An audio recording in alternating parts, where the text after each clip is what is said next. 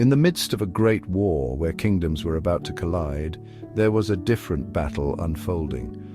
Not on the battlefield of Kurukshetra, but within the heart of a warrior named Arjuna.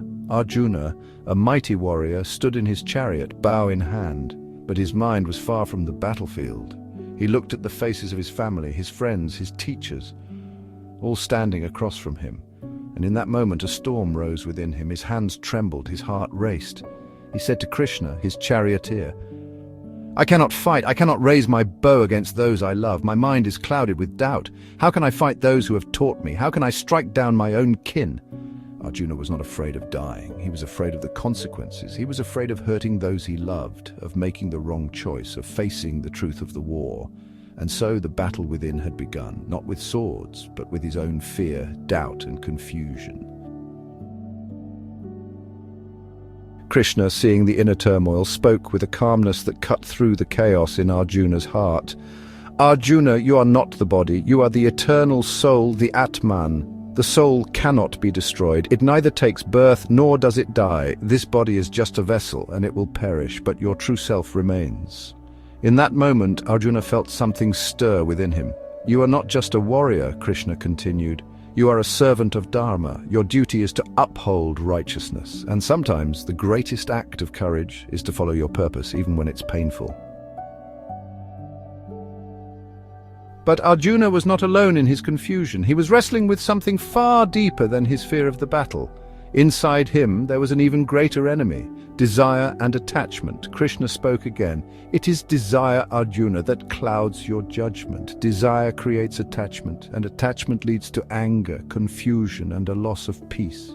Arjuna had lived his life with love for his family, loyalty to his elders, but his attachment to these things had become a prison. His mind was caught between the duties of a warrior and the love of those he was about to face. "The more you feed your desires, the more they consume you," Krishna said. "To be truly free, you must detach from the fruits of your actions."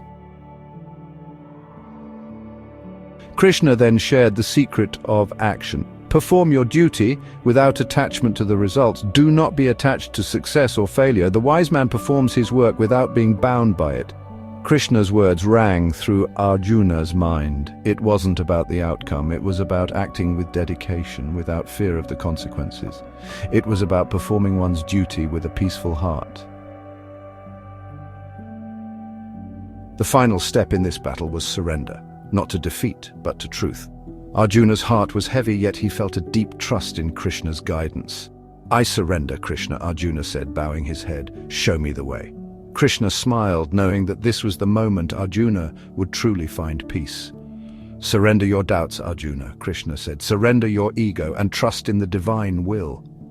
With those words, the battle within Arjuna was won, not by force, but by surrendering his fears and attachments, by trusting in the greater plan, by following his dharma. Arjuna, the warrior, now fought not just for victory in war, but for victory over himself. With Krishna's teachings, he had conquered his own doubt, desire, and attachment. He was no longer bound by fear. He was now free. And so the greatest battle we fight is not against external enemies, but against the battles within, the battles of the heart, the mind, and the soul.